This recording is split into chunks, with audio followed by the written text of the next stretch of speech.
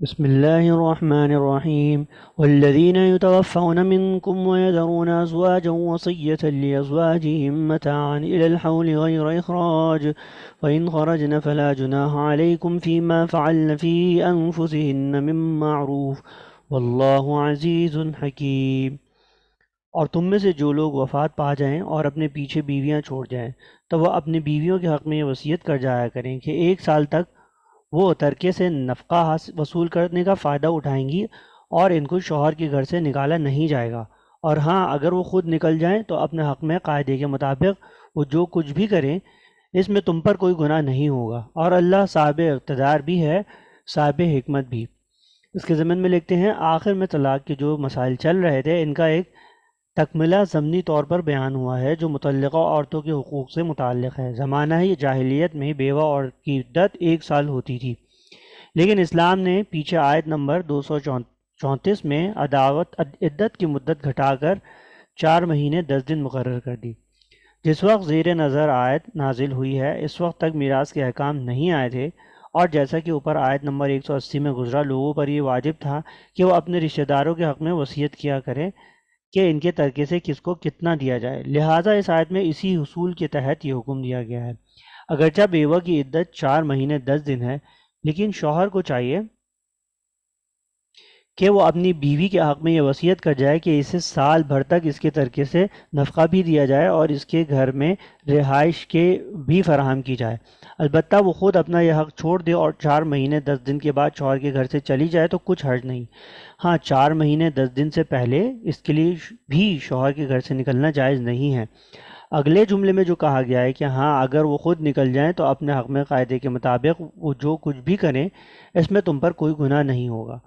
اس میں قاعدے سے مراد یہی ہے کہ وہ عدت پوری کرنے کے بعد نکلے، پہلے نہیں، لیکن یہ سارا حکم میراث کے احکام آنے سے پہلے تھا۔ جب سورہ نساء میں میراث کے احکام آ گئے اور بیوی کا حصہ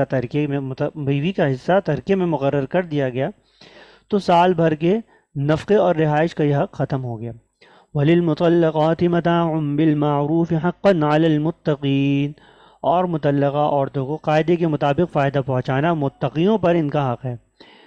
مطلقہ عورتوں کو فائدہ پہنچانے کا لفظ بڑا عام ہے، اس میں عدت کے دوران کا نفقہ بھی داخل ہے، اور اگر ابھی مہر نہ دیا گیا ہو تو وہ بھی داخل ہے۔ نیز اوپر آیت نمبر 236 میں جس تحفے کا ذکر ہے وہ بھی اس میں شامل ہے۔ یہ تحفہ اس صورت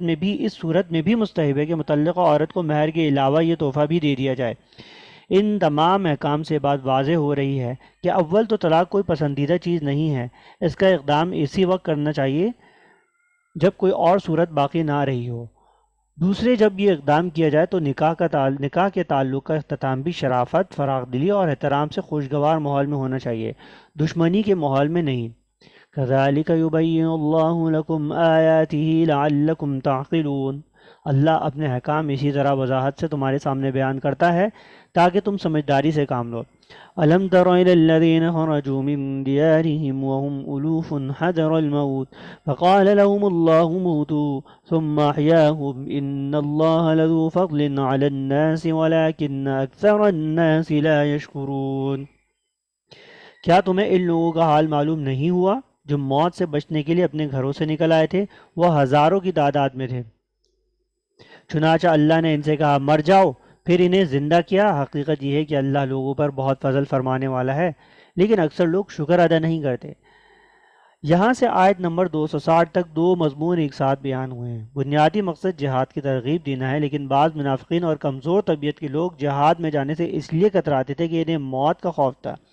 اس لیے دوسرا مضمون ساتھ ساتھ بیان ہوا ہے، جس کا حاصل یہ ہے کہ موت اور زندگی اللہ کے ہاتھ میں ہے۔ وہ چاہے تو جنگ کے بغیر بھی موت دے دے اور چاہے تو شدید جنگ کے درمیان بھی انسان کی حفاظت کر لے،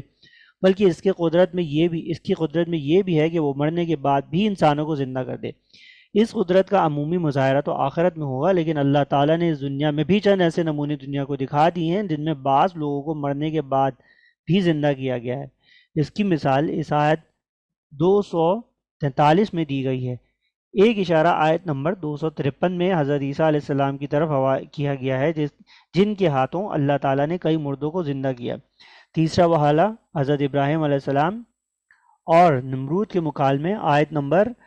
258 میں اللہ تعالیٰ کے موت اور زندگی دینے سے متعلق ہے۔ چوتھا واقعہ آیت نمبر 259 میں حضرت عزیر علیہ السلام کا بیان فرمایا گیا ہے۔ اس سے اگلی آیت نمبر 260 میں پانچواں واقعہ حضرت ابراہیم علیہ السلام کا ہے، جس میں انہوں نے اللہ تعالیٰ سے عرض کیا ہے کہ اللہ تعالیٰ مردوں کو کیسے زندہ کرتے ہیں۔ زیر نظر آیت 243 میں جو واقعہ بیان ہوا ہے، اس کی تفصیل قرآن کریم نے نہیں بیان فرمائی ہے،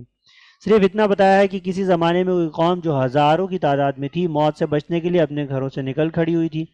مگر اللہ تعالیٰ نے انہیں موت دے دی، پھر زندہ کر کے یہ دکھا دیا کہ اگر موت سے بچنے کے لیے کوئی شخص اللہ تعالیٰ کے حکم کی خلاف ورزی کرتے ہوئے کوئی تدبیر اختیار کرے تو ضروری نہیں کہ موت سے بچ ہی جائے، اللہ تعالیٰ اسے پھر بھی موت کے گھاٹ اتار سکتا ہے۔ یہ لوگ کون تھے، کس زمانے میں تھے، وہ موت کا خوف کیا تھا جس کی بنا پر یہ بھاگ کھڑے ہوئے تھے، یہ تفصیل قرآن کریم نے بیان نہیں فرمائی، کیونکہ قرآن کریم کوئی تاریخ کی کتاب تو ہے نہیں۔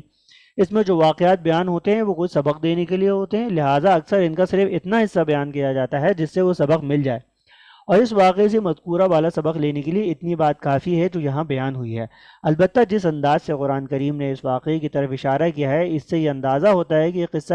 اس وقت کے لوگوں میں مشہور و معروف تھا۔ آیت کی شروع میں یہ الفاظ کہ کیا تمہیں ان لوگوں کا حال معلوم نہیں ہوا، اس قصے کی شہرت پر دلالت کر رہے ہیں۔ چنانچہ حافظ ابن جریر طبری رحمۃ اللہ علیہ نے یہاں حضرت عبداللہ ابن عباس رضی اللہ تعالیٰ عنہ اور بعض تابعین سے کئی روایتیں نقل کی ہیں، جن سے معلوم ہوتا ہے کہ یہ واقعہ بنی اسرائیل کے لوگوں کا ہے، جو ہزاروں کی تعداد میں ہونے کے باوجود یا تو کسی دشمن کے مقابلے سے کترا کر اپنا گھر بار چھوڑ گئے تھے، یا طاعون کی وبا سے گھبرا کر نکل کھڑے ہوئے تھے۔ جب یہ اس جگہ پہنچے جسے وہ پناہ گاہ سمجھتے تھے تو اللہ کے حکم سے موت نے ان کو وہیں آ لیا۔ بعد میں جب وہ بوسیدہ ہڈیوں میں تبدیل ہو گئے تو حضرت حزقیل علیہ السلام کا وہاں سے گزر ہوا، اور اللہ تعالیٰ نے ان کو حکم دیا کہ وہ ان ہڈیوں سے خطاب کرے، اور ان کی خطاب کے بعد وہ ہڈیاں پھر سے انسانی شکل میں زندہ ہو کر کھڑی ہو گئی۔ حضرت حزقیل علیہ السلام کا یہ واقعہ موجودہ بائبل میں بھی مذکور ہے۔ اس کے لیے کچھ بعید نہیں کہ یہ واقعہ مدینہ منورہ کی یہودیوں کے ذریعے مشہور ہو گیا ہو۔ واقعے کی تفصیلات مستند ہوں یا نہ ہوں، لیکن اتنی بات قرآن کریم کے صاف اور صریح الفاظ سے واضح ہے کہ ان لوگوں کو حقیقی طور پر موت کے بعد زندہ کیا گیا تھا۔ ہمارے زمانے کے بعض مصنفین نے مردوں کے زندہ ہونے کو بعد از قیاس سمجھتے ہوئے اس آیت میں تعویل کی ہے کہ یہاں موت سے مراد سیاسی اور اخلاقی موت ہے، اور دوبارہ زندہ ہونے سے مراد سیاسی غلبہ ہے، لیکن حقیقت یہ ہے کہ تعویل قرآن کریم کے صریح الفاظ سے میل نہیں کھاتی، اور عربیت اور قرآن کریم کے اسلوب سے بھی بہت بعید ہے۔ سیدھی سی بات یہ ہے کہ اگر اللہ تعالیٰ کی قدرت پر ایمان ہے تو اس قسم کے واقعات میں تعجب کی کیا بات ہے، جس کے بنا پر یہ دور اذکار تعویلیں کی جائیں۔ بالخصوص یہاں سے آیت 260 تک جو سلسلہ کلام چل رہا ہے اور جس کی تفصیل اوپر بیان ہوئی ہے، اس کی روشنی میں یہاں موت اور زندگی سے حقیقی معنی مراد ہونا ہی قرین قیاس ہے۔